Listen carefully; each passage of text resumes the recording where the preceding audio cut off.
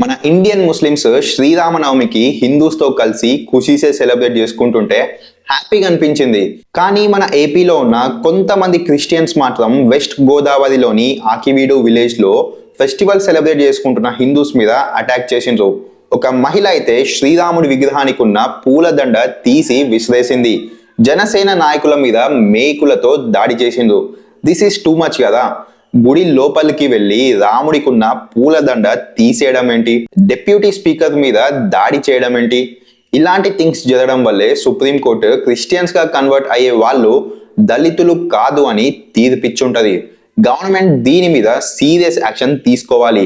Future లో ఇలాంటి things ఎవరైనా చేయాలంటే భయపడాలి. ఒకవైపు హిందూస్ అండ్ ముస్లిమ్స్ అందరూ కలిసి ఫెస్టివల్స్ హ్యాపీగా సెలబ్రేట్ చేసుకుంటుంటే ఇలాంటి నెగిటివ్ థింగ్స్ ఎక్స్పెక్ట్ చేయం కదా.